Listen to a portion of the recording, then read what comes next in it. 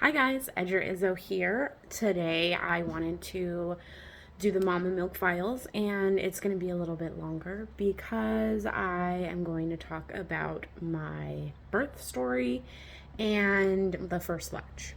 So, the first I guess the first part of the birth story was more I was having contractions on and off. They were not very consistent, but I felt like I needed to go into the hospital. So we went into the hospital and I ended up getting induced. I got induced because we weren't sure if I forget how to say it, but basically, I think it's cholestasis. So it's like when your liver produces more bile and then it can like go into the baby and cause issues. And the only way to really get over that is to give birth. So I was at 39 weeks when we entered into the hospital and they found a bed for me.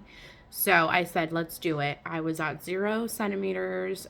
So the contractions weren't actually doing anything, but I just felt like we needed to be at the hospital. So we got induced. It was a very interesting because my doctor didn't do the delivery, so I was with an on-call, like whoever was there. So I started with one doctor and it's like a cervix ripener. I forget what it's called. But I did that, and then I it was like, I don't know, I think it was like 6 p.m. or 8 p.m. when I first got into the hospital. Like, I'm forgetting all the words now that I'm actually saying the story, but I got admitted into the hospital late in the nighttime. So we started the cervix softener, and then I had a new nurse. This was her first time being by herself. So she checked my cervix and said, okay, we're good to go. We can start Pitocin. So we started Pitocin, and then the doctor came in and was like, oh, actually, you're not like even dilated enough. So they put me back on the cervix softener, and this time I had asked, there's different methods for the cervix softener. You can get it inserted into you or you can get it into your mouth. So the first time, obviously, I was like, well, that didn't do anything. So I asked for it to be in my mouth. And you get a bit more of a dose that way. So I asked for that, and we did that. And I took a shower and, kind of just was like, let's do whatever, right? Because you can move around until you're on Pitocin. So we started that and then got to a point, and I'm obviously trying to make this really fast. So that just bear with me, but we did that. So basically we started all over again with the cervix ripener and everything. And then I got put on Pitocin, and then they put a water balloon. It's like a balloon that they put inside and they fill it up with water, and that helps you get I think 4 centimeters dilated, and then it like falls out on its own when you're at that level. So we did the balloon because the actual doctor wanted to do the balloon first, and I was like, well, my cervix needs to be ripe, so let's do that. So once I started the balloon, I actually needed to have it's when I was like, this is crazy. Like, your contractions get way, way more. So I was like, put me in I need the epidural. So, because I thought, you know what, if I have the epidural and I'm in way more pain, I don't really know exactly how much I'm going to be able to, like, because you have to not move when they're putting the epidural in. So I was just like, how am I going to do that if I'm even in more pain? So, and I wanted to give my body a chance to start doing what it was supposed to do. And I just needed to make sure that relaxing would, like, I didn't know if that would help or not, because sometimes that's all it takes. So I was like, let's do it. So we did the epidural. And then the balloon fell out, and then we did more cervix ripening, or we did more Pitocin. But then they kept turning the Pitocin on and off, and they kept moving me because once you get an epidural, you can't move yourself. So they kept moving me around, and they're like, we're going to just see how the baby is, or the baby doesn't like this position. And it just made me feel like there was something going on. And, it's like they kept turning the Pitocin off, and then they would turn it back on, and then they would turn it off, and then turn it back on. And so it was just such a weird feeling. So after, I don't know, this was Monday, I got in. I ended up having the baby on Wednesday night. So I don't know, it's probably like Tuesday day. Maybe it was Wednesday day. think it was probably Wednesday day. And I was like, okay, here's, my mom was like, well, she had an emergency C-section with my youngest brother. So she's like, this kind of happened to me. Like, I wasn't really progressing. And then she was like, so you may consider that. So I asked the doctor about a C-section. Not that I really wanted one, but just that I wanted to discuss. Like, I was kind of like, just exhausted, and it is the way it kind of is, right? So the doctor came in and was really good, but he told me all the things about a C-section, which kind of scared me. So I was like, all right, let's just try to not have to do a C-section, right? But I kind of mentally got myself prepared. And when we got induced, I had I think it was God, right, telling me you're probably going to have a C-section. So I was mentally preparing for it, but I was really just physically trying to have a regular birth, like a natural cesarean, or vaginal birth, right? And so I don't know, it just kind of was, the doctor was like, okay, you know what, we're not gonna do it. I don't think you need one right now, whatever. So I was like, okay, cool. So then they had everybody go out. It was just me and my husband in the room, and nobody, because they were telling me you need to go to sleep, right? So nobody was pushing the extra epidural pain medicine, because you can get the epidural, which is the consistent, and then they have a button where you can do it every so often. I don't really remember how often. You push that button and then more goes in, right? So it was helping me sleep before, but then when everyone left and my husband was trying to sleep, I couldn't do that. So I had the nurse come in, and I was like, here's my plan. And I want to say it was 5 o'clock. So I was like, look, if by 9 p.m. if I'm not at 6 centimeters, then I'm going to get a cesarean, because I just don't want to deal with this. It's just not going anywhere. Right. And I was like, honestly, I don't want to put the baby in stress. And that's what I had told the doctor, because the doctor was like, well, why do you want the C-section? And I was like, because I don't want my baby to be stressed out, right? And as a mom, you kind of know. And then just with the way that they were not telling me anything was wrong, but they just baby doesn't like that position. Oh, we gotta take the Pitocin off. And I'm just like, what? So I just felt like he was getting stressed out. And then obviously I was getting stressed out, but really it was the baby. So I was like, that's 4 hours. If 4 hours, I don't even get 1 centimeter, extra, then, we needed to get the baby out, because I don't think this baby is, happy, So they're like, okay. I was like, and that to me felt fine. I wasn't just, getting rid of, just easily getting over everything. I was trying to, fight, right, to get the baby to be where he needed to be. But there's only so much you can do, right? And only so much pain that you can handle. So I was like, this is what my plan is, right? And she said, that's good. I think that works out fine. And I was like, we need to get my doula in here, because I need somebody to be able to push this button for me while we're trying to sleep. And so we called my doula, and she's like, okay, I'll be there in 30 minutes, right? And so it's 5. She gets there at 5:30. Now the doctor comes back in, because he had another C-section to do before me. So he was like, cool, I think you're good, we should wait. And I was like, okay, whatever. So I told the nurse this is what my plan was, right? We got my doula to come in. She got there right as soon as she walked in to my door. So it's probably 5:30 now. I was not even looking at the time, right? Because your phone is everywhere, and I didn't have my glasses on, so I couldn't see the clock on the wall, right? So because I'm in the middle of dealing with contractions, so I think that was the timing. Anyway, so then the doctor walks right in and goes, actually, we're skipping you. You're skipping ahead on the line. You're getting a C-section right now. You're doing it now. Here. And gave my husband clothes and said, change. And we were like, what? So we had my doula call my parents, and my husband called his parents. And then he got dressed, and I already had the epidural, which I was pretty much already prepared for this C-section. So all they really had to do was they rolled me back, they clean off my stomach, then they added in, because they give you a little bit of different medicine. And this was again, it was a different anesthesiologist, it was a different doctor. The doctor ended up he was the head of the whole department, including the ER department. So he was this was my third different doctor dealing with.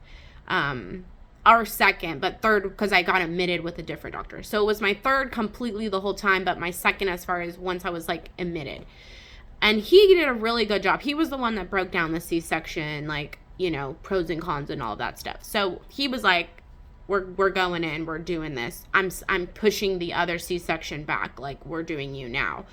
Because I guess my baby was not tolerating the contraction. So they had, even at some point, they put, like, it measures your baby's heart rate, but it goes inside. It doesn't go in their head. It just goes, like, in between you like, the wall of to test when you had the contraction, and then to see how their heart rate was doing, right? So it's, like, more accurate than the ones that are just on your stomach.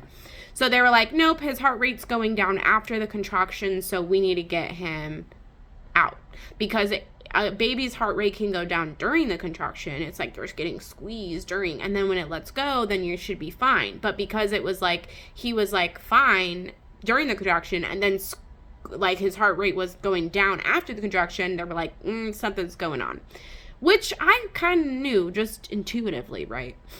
But probably just because of God, right? So it's like, I don't know, you kind of just know things sometimes. So they wheeled me back, did all of that. I don't even know. My husband says, he was like freaking out, and the doctors came and talked to him and stuff. And my parents say that they told them it would be like 2 hours of the surgery. Well, I ended up, it was 30 minutes of the surgery. So I ended up, going in, having it all good. Everything went fine. They had my husband go in, which means it wasn't an emergency. It was just an urgent. He took pictures. They had him take pictures. So the baby was fine. So then they wheeled me back to the room, which my parents say they had just finished moving everything, because you move from one room to a different room, right? Because it's like a before and after, like during labor and then your postpartum room. So yeah, they moved everything, just got there, like just were sitting down, didn't even have time for them to eat their food or anything. And then I was wheeling out. So my first latch was like, I had watched so much stuff about, breastfeeding. So the baby was in my arms, and we had my shirt like down or whatever, I don't even know. And I just latched him, and I latched him on my left side first. And so that was fine and dandy. And I got my golden hour of time. And then when I tried to switch him to my right side, which probably was a little bit later, I could not latch him on that side, because my incision hurt so much on that side. Because your incision, they rip you open. They literally rip you open, because I guess that it heals better. So yeah, it was so odd, because you can feel the pressure and the weight of your baby inside of you, and then all of a sudden they're just gone. And it was funny, because while I'm they're like, we have a medicine that makes you more relaxed if you need it. And I was like, I don't need it yet, we're fine. But then once they took the baby out and they were doing everything, and I couldn't see, because you're like this with your arms, you're just like this strapped. Literally, your arms are sideways strapped, and then there's a sheet right freaking here. So I was getting anxious. So I was like, how much longer? And the doctor's like, wait, you don't want me to make this part fast. This part's the most important part, because they're sewing you up.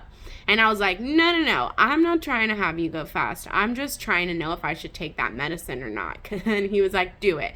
You'll feel way better. So I was like, give it to me. So they gave me that medicine, which probably did relax me, because I started feeling a little bit less anxious, but was still anxious. And then they bring the baby over to you before you actually leave the room. So I have a really cool picture where he's licking me, kind of, which is so cool. But yeah, so that side, the right side, was so hard for me to latch. I'm crying, I'm sucking as a mom, I'm not gonna be able to feed my baby. I just, literally my legs couldn't move, because when you have an epidural, your legs don't move. Plus then the C-section, right? So I was just so felt like I couldn't do anything. Even though I had successfully latched him on one side and done one feeding immediately, I just couldn't do the other side. So my baby was born at 6:30 p.m. I want to say it was 6:30. Oh, no, I think it was 6:02. I don't know. 6 p.m. sometime. I have the exact time. It doesn't really matter for you guys. But in the nighttime, he was born. So I had that whole night. And thank God that my nurse was so great, because I was like, I can't do this. And she's like, you already did it. You did it one time. You're totally good. And I'm like, okay. Yeah. So I asked for a pump, and I immediately pumped. So I got some colostrum, because I was like, wait a minute, I can't have one side have milk and then the other not, because I didn't latch on it. And I didn't even know if it works that way or if it doesn't. And I don't think it does, but like, I was like, no, I'm freaking out. I need to make sure. So I latched him on the other side again, right? And then I ended up, because of sheer willpower, and even probably because my nurse was like, you're doing so good, you're doing a great job, like, I did latch him on my right side when I was in the hospital. But it hurt so bad, and I just hated it. So I personally had brought like a boppy pillow and some other pillows, and even now, the boppy pillow, it's like, when I first had the baby, I liked the boppy pillow, but even now, I actually, because my baby is just the way he is, he's big, I just use a flat pillow, and I put it on my lap, so it raises him up, so he's actually like right where he needs to be. Because you're supposed to put, and you can get more detail, but you're supposed to put like their nose to your nipple, so they're like this, and their nose is like right here. That way they kind of reach to it, and they can still kind of breathe. So I was trying to do what I could do, and that's what I did. And then once I got him latched, right, my nurse was like, yeah, you're doing so good. So that's one thing I can say, is just really having that support around people, like people to just tell you that you're doing a good job is like so changing. It changes your life. It really does. Because I don't know what I would have done. Like, if somebody had said to me, oh, yeah, you should just give him formula, I don't know. Like, I really wanted to breastfeed, but, like, nobody at all mentioned, oh, you should give him formula. Because nobody. Like, and I'm thankful about that, too.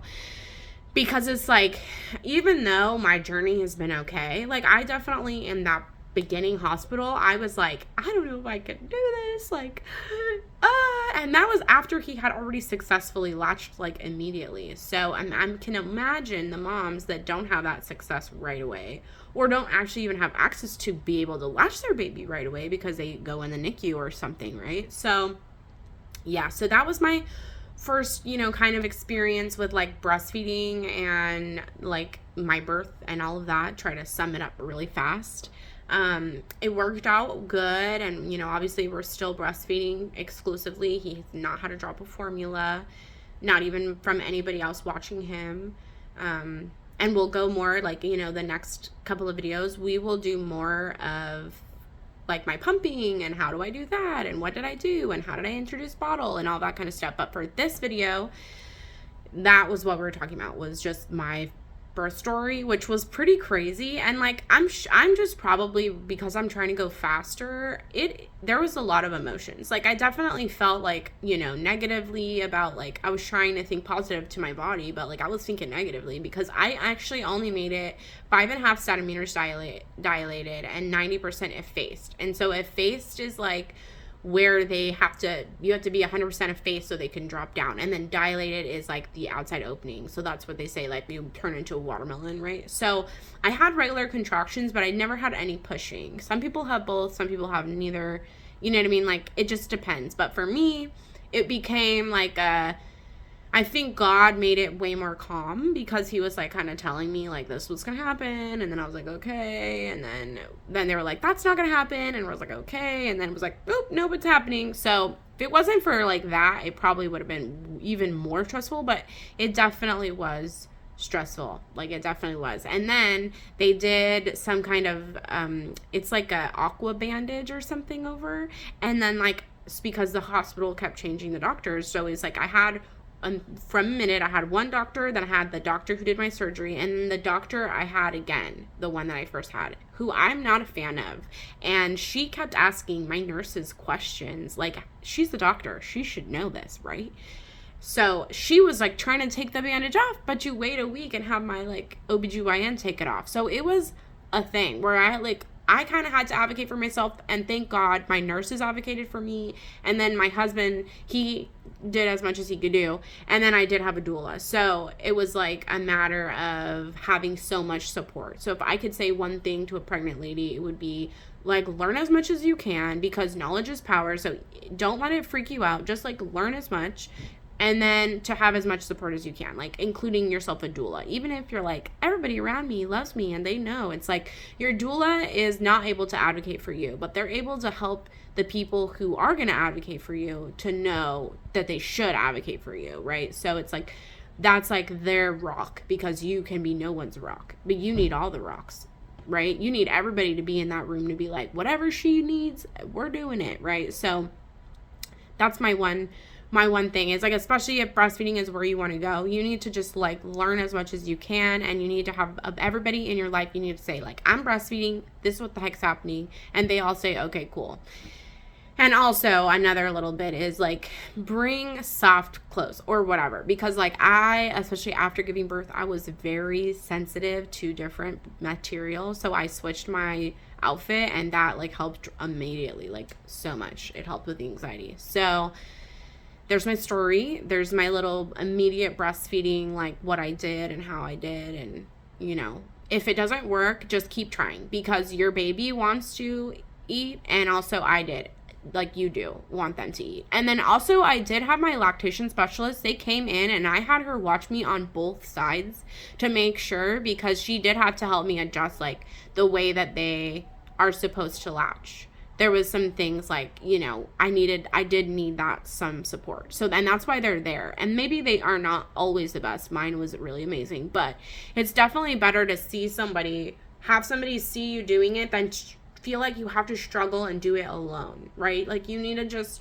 kind of balance between like what you intrinsically know, which let me tell you, I would not have known anything at all if I didn't go through so many classes and learn so much stuff. And like when it comes to breastfeeding, repetition, like knowledge, it's key. Repetition is key, because like literally when you have this like human on you and you're like delirious because you were just in pain, whatever kind of pain, and you know, maybe you can't walk or maybe you can, but you're just like, what the heck? You need to know what the heck. It needs to be like drilled into you, like latch them and move their lip, and here's a hold, and like potentially multiple holds, right?